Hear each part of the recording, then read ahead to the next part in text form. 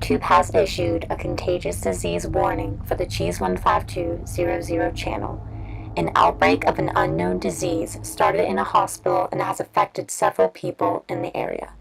Those affected appear to have deteriorating skin, demented eyes, and a desire for human flesh. For your safety, stay indoors or evacuate when the area around you is clear.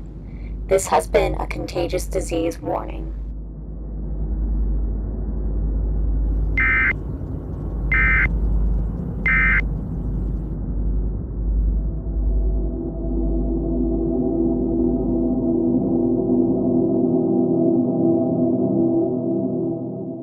The first step to this lovely look is to cover up them eyebrows. I cover up mine using the glue stick method. I brush my eyebrows down, then rub over them with an Elmer's glue stick.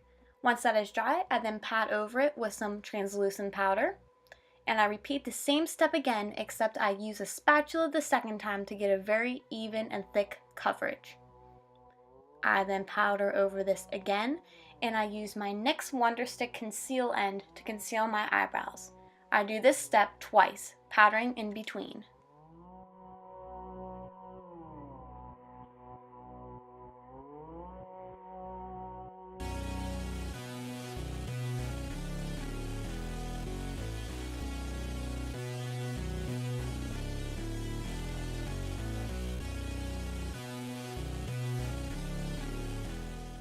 Next, grab a nice Tupperware container lid that you don't mind messing up and some liquid latex. Mine is from Mehron.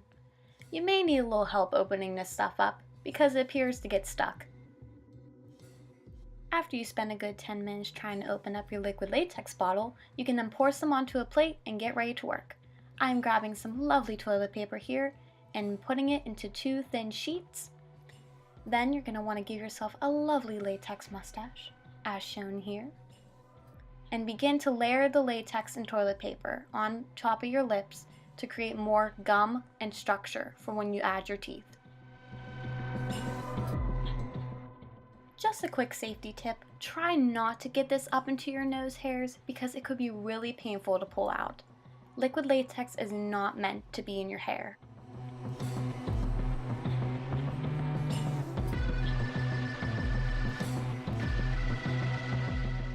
Because you're likely not to have human teeth lying around your house, you're going to have to create some fake ones. I create mine using fake acrylic nails and cutting them up into jagged teeth shapes. You do not want them to look pretty. You're a zombie. You won't have time to brush your teeth. But after you do that, just put layers of latex on and stick them on.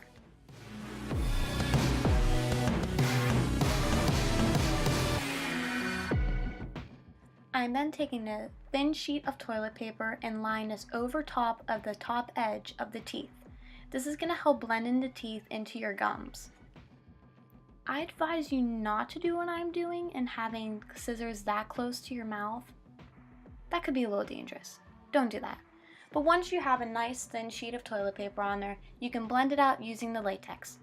Try to make the outer edges as smooth as possible to create a nice transition into your actual skin.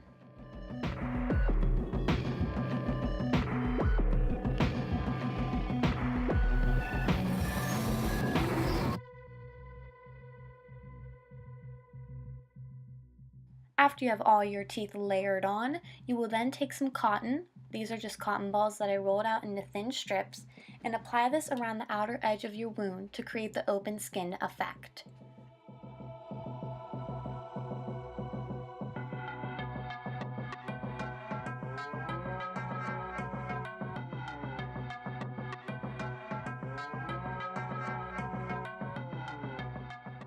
Now you should look like Santa Claus, but I don't think that's the look we're going for here. So to make it look like the actual wound is opened in the inner corners, you're going to want to smooth down the outer edges of the cotton using latex, cotton swabs, and wedges. Now if you happen to get into a terrifying situation like this where latex is that close to your eye and eyelashes, don't worry, just grab a cotton swab and take it away. Now we must achieve that radiant glow that a zombie's skin has. But really, we're just going to be using some foundation mixed with white eyeshadow and a little bit of green eyeshadow to give you that sickly green color.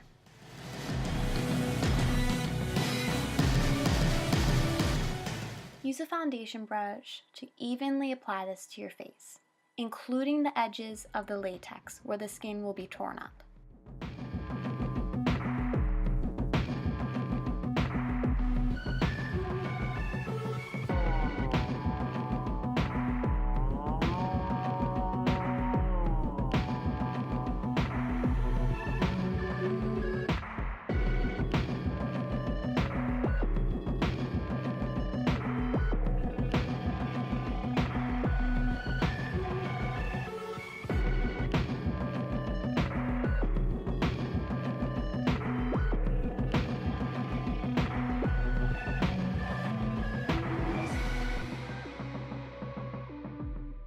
Then set that foundation with some powder, using a nice fluffy powder brush. Not only will this make your foundation stay longer, but it will also mattify and even out the tone.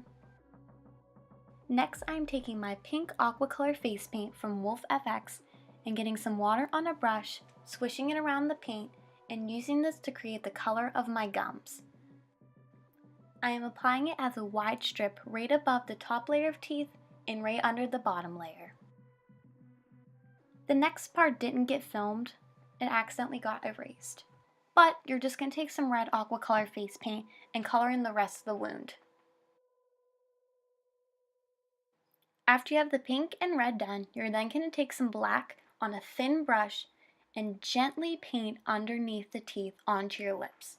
This will help create the illusion that your teeth are blacked out and that your gums are gone, and it's just the skin that's been pulled up. Once that tedious tack is now done, now you can take the small brush and go along the outer edges of the wound with the black to create depth and dimension and make it look like the skin has been rolled up.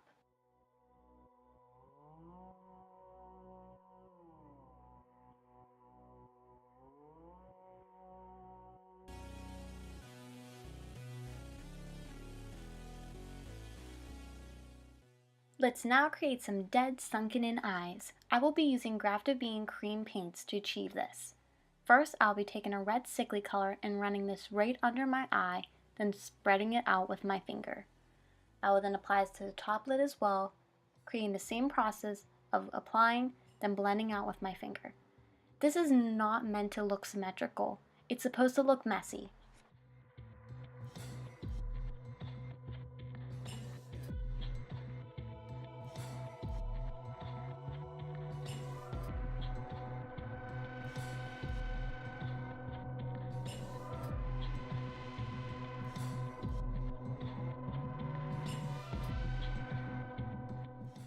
Do the same process with a nice medium warm brown color. Apply it under the eyes, then apply this one more into the upper crease of your eyeball.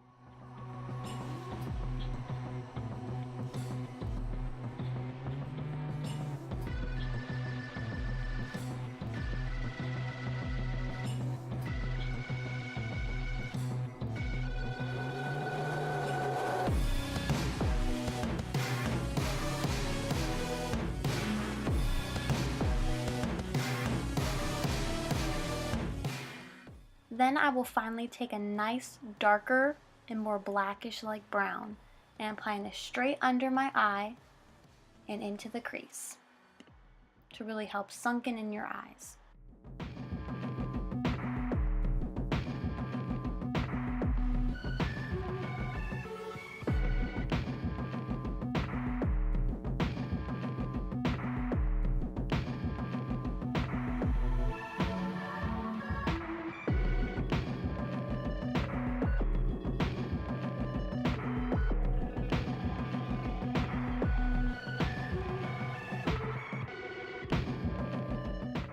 A huge key to selling a zombie makeup is contouring.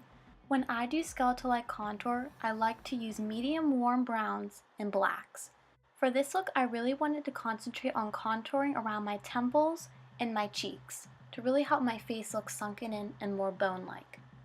To do this, I am using bronzer tones and applying this to the outer edge of my temple and onto the forehead to make it look like the bone is protruding. To help emphasize this even more, it is good to take a highlighter and apply this in the area where the bone would be protruding.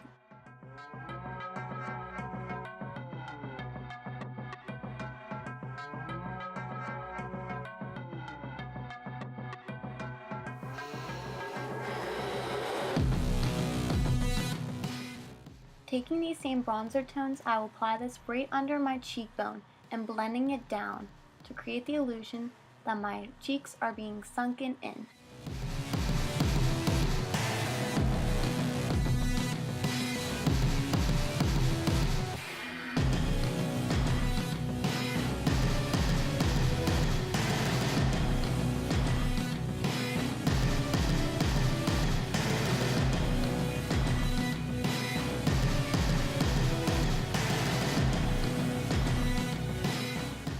Now you could just easily stop there and have a nice diseased person, but if you happen to have them, pop in a nice pair of zombie-like contacts. These are my Inferno contacts.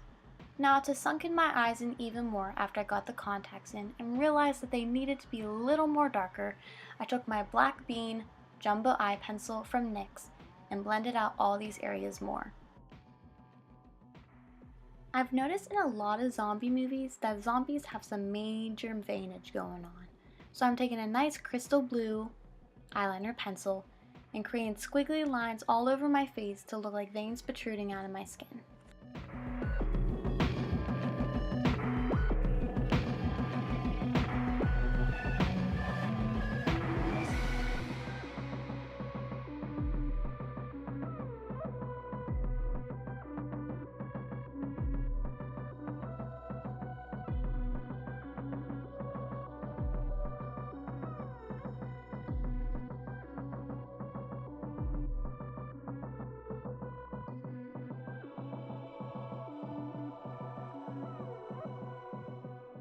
An easy way to help latex blend more into your skin is to use a bruise wheel and a stipple sponge and create stippling textures all around the wound, using blood tones and bruise tones.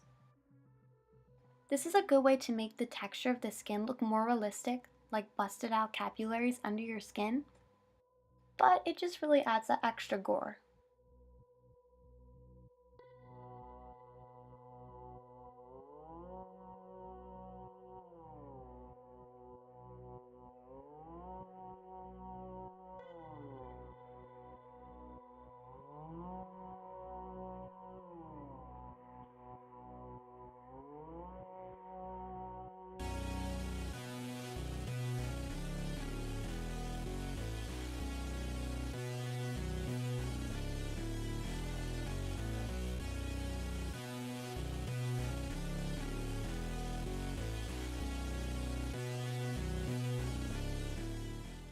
Now for the last and my personal favorite step, blood.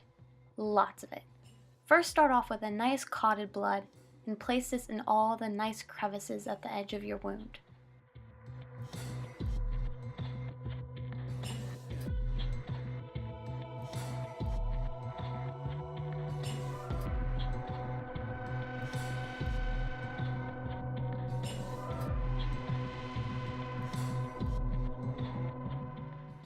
Why not stop there? Why not add some more gel blood?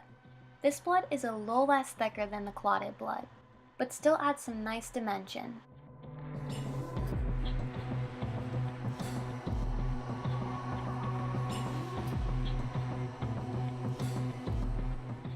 Lastly, top it off with some good old classic liquid stage blood.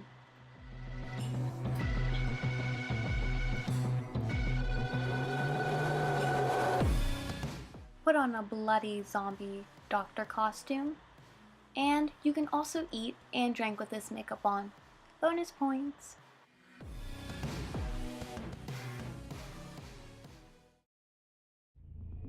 There you have it. You have now successfully turned yourself into a zombie doctor. Go out and scare your friends and family, and if you happen to do this for Halloween, please tag me on Instagram so I can see it.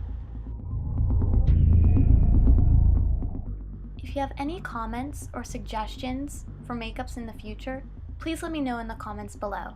Thank you for all of your support. Stay creepy.